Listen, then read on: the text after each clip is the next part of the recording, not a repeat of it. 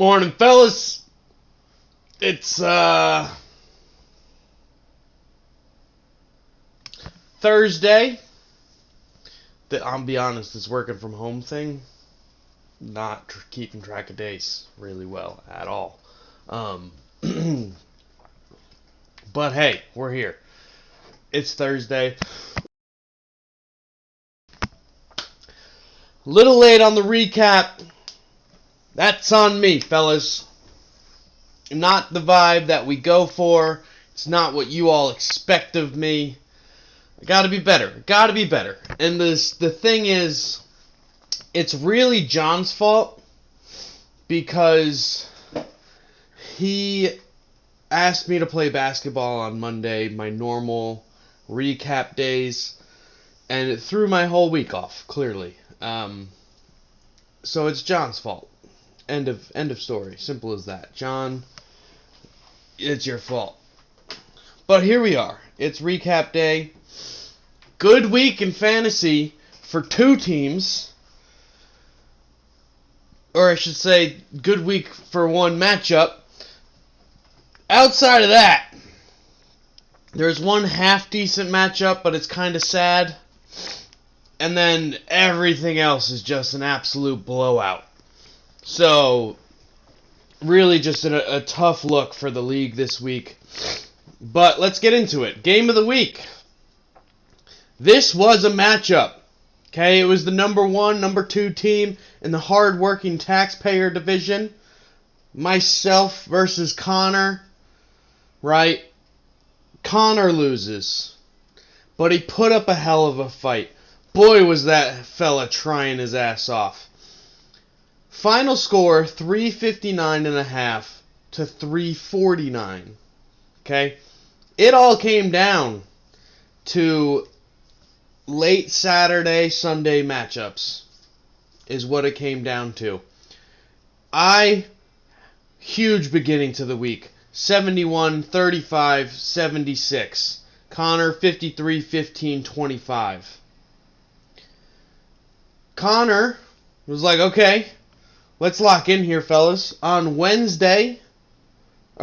Thursday, the day that this year seems to not have a lot of games, so it's usually pretty low-scoring day, I scored 27. Connor says, fuck low-scoring days. We're putting up 72. We have a matchup on our hands, fellas. Friday, I say, all right, take it easy, brother. I put up 51.5, Connor 34. Still tight. But I have a fair lead. Sizable. Like 30, 40 points at this point. Okay? Saturday. Your boy puts up 74, thinking, wow, what a great day. Having a fantastic day out there on the field. Connor can't keep up. Check the score. 126 for Connor on Saturday. Oh, shit. If you didn't think I was at home shitting myself. Okay? Sunday comes down to it. Let's look at the Sunday. Because, frankly, I got pretty lucky. Okay? I made a mistake on Saturday. I thought Mackenzie Gore was starting on Sunday because that's what his thing said. It didn't have the probable pitcher. But then I got a notification that said he started on Saturday. I went and checked. It still said he was starting on Sunday. Left him on the bench. He had 19 on the bench on Saturday. I was like, oh, that would have made a difference. We come to Sunday.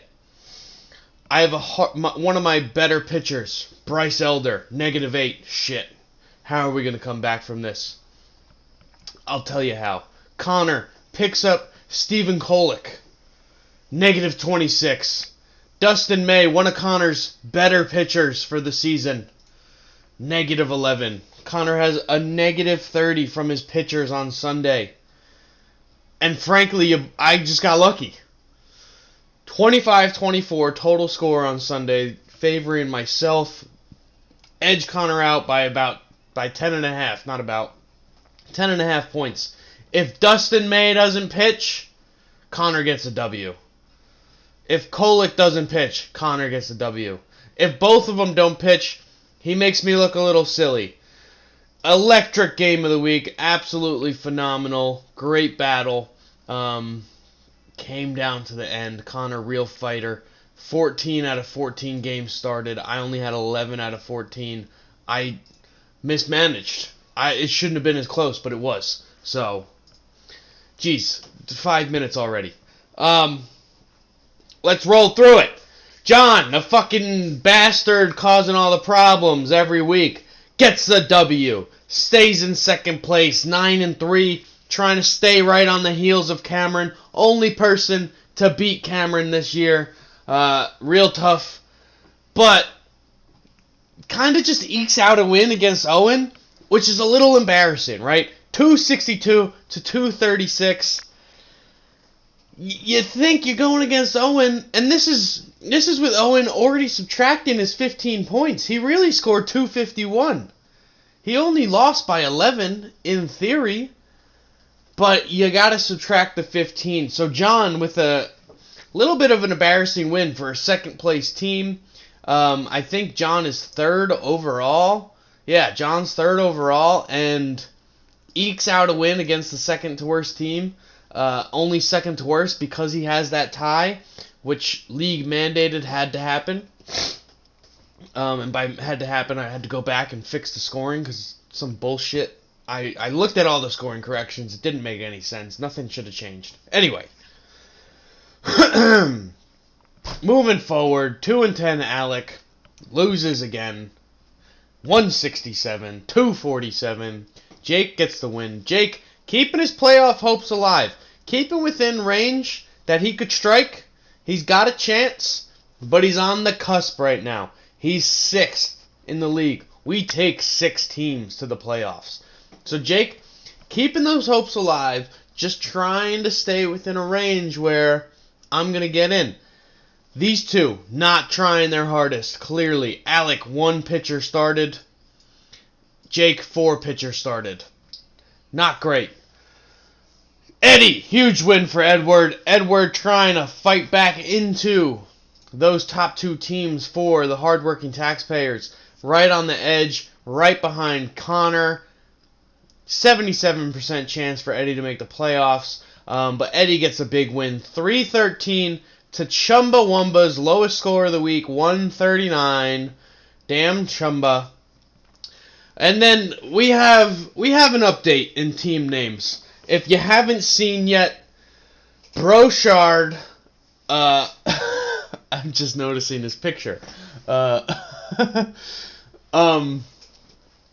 So as we know, Broschardt for at least 2. Shut up, Siri.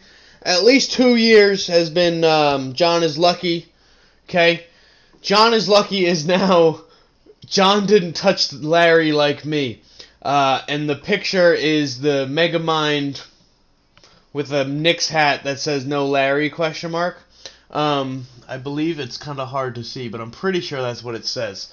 Those of you that hadn't heard, Broschardt attended the Knicks championship parade, touched the Larry O'Brien trophy. It's on video. Jalen Brunson was holding it. We have it from several angles. We have his reaction. We have him touching it. And we have an overhead where you can spot him touching it from above. So, absolutely life-changing experience for Broschardt. But he gets the win here, 331 to 238 over Griff. This is interesting. Broschardt also on the cusp of the playoff contenders, okay? He's in 8th place right now. Only a 21% chance of making the playoffs. At 5-6-1. However, it's only week 13. He's got that tie. He's got a chance. That tie is going to give him a higher win percentage than some of these other teams. So, Griff is 6-6. Right above him, 4 games back. Broschardt 5-6-1, 4.5 games back, where Alec is 5-7, right? So that tie is going to make things interesting if he can continue to go up. This was a rematch of last week. And Broschardt won last week's matchup as well. This is 2 weeks in a row that Broschardt, I'm double checking to make sure I'm not going crazy, 2 weeks in a row that Broschardt has taken down Griff. So this quickly went from Griff being 6-4 and Broschardt being 3-6 to 6-6 and 5-6-1. So these matchups, huge for Broschardt. Making a push late. He's really a game and a half out. Right? Reminder, top 2 division winners, automatic bid, bye week, round 1 of the playoffs. After that, it's the next 4. So there is no, we're getting 3 teams, or 2 teams, 3 total teams from unemployment and 3 total teams from hardworking taxpayers. No! This is not that bullshit. This is best teams. Make it. Okay? We got 4 wild card spots, basically, open to anybody. So, could be big as we come down the stretch, see what Broschardt can do going forward. Finally, we got the brothers. Cameron gets an easy win here, 404 to 270. Huge. Skyler only starting 5 pitchers. I do want to point something out. Skyler, little cocky in the beginning of the year for the playoff, or not for the playoffs, for the draft. Okay? Cameron told me, we were on the phone pre-draft, and he's like, Skyler found a glitch, or not a glitch, like I guess you could call it a meta for how to win the league. He was like, he found a strategy that's going to make it an easy win. And I said, oh, what's that? And he said, home runs, they're broken. And I was like, what do you mean? He said, you get points for scoring, you get points for the bases, and you get points for hitting a home run. It's 1 point for an RBI, 4 points for the base, 1 point for scoring a run, like your own run. So, like, if you're the person that's the run, you get a point. If you hit the RBI, you get a point. And then it's 2 for a home run. A home run is 8 points in our league, gentlemen. Skyler said, this is a mistake in the scoring. This is what's going to take me to the championship. That's what he tells Cameron. He said, it's going to be easy. Maybe he didn't say it's going to be easy. But he said, this scoring is going to be what makes me a winner. Okay? Skyler leading the leagues in home run. 165 home runs. Next closest is 139 with Jake. Just proof that it is not a mistake. This was well known. This has been the standard in this league for a couple years now, and that's what I said. I said I haven't changed the scoring for home runs since the inauguration season. The inaugural season, excuse me. But, whatever. Skyler had a strategy. It's not working, Sky. Wrong. Clearly. What are the first... John kind of breaks that. But, let's see. Runs. No. Home runs. 9-4-1-3. I guess I'm the outlier there. Innings pitched. 4-1-2. This is a pitcher's league, Skyler. Always has been. Right? Look at saves. 3-6-2-1. Jake just has a ton of closers. But he's in the playoffs. It's the pitchers. Look at the innings pitched. The 1, 2, 3, 4, 5, 6. Top 6. Okay, John's an outlier and Jake's an outlier, I guess. But Jake has all the closers. But like John is 4th fewest innings pitched and he's in 3rd. Jake is the 2nd fewest innings pitched. Other than that, Connor has the most. He's in 4th. Cameron's 2nd most, 1st. I'm 3rd most in 2nd. Griff has the 4th most, 7th, right? Home runs don't tell the story. Home runs. 1st place is in 9th. You, Skyler. 2nd place is in 4th place. 2nd most home runs is in 4th place. 3rd most home runs, 1st place. Tied for third most home runs, right? It doesn't equal Home runs are not the power. Pitching is. Always has been. Anyway, got some washes here this week. Chumba does not appear to even be trying. I really regret maybe saying that, especially if he comes back. But I'm wow, up 87 points, I think it is. Did I do that math right? Or yeah, right? Hold on, I might have been way off. 120 minus 37, 83 points. Is that what I said? Or did I say 87? I don't know what I said anymore. Whatever. Chumba not even trying. It's Thursday already, and he scored 37 points. Similarly, John only scored 51 against Skyler. Okay, John, I thought you were competing for a playoff spot. But game of the week, we're putting Connor right back in the spotlight. Only game that really seems to matter much. Connor versus Jake, 8-4, 7-5, and the hardworking taxpayer. Jake could leapfrog here. Jake could make a move. Connor gets a loss, they'd be tied in record. That would be huge for the playoff picture. Still nobody clinched, and still nobody is eliminated. And we're in week 13 now, fellas. This week we got 5 more. We go to week 18, regular season. Nobody is secure. Nobody is out. It's anybody's game. Everything's a long shot. But it's really coming down to those middle teams. Cameron, myself, pretty much locked in at 99%. Connor and John, 91 and 97 respectively. Respectively was right. That mostly secured, okay? Not above 90%. After that, we fall to 77 and 61, Eddie, then Jake.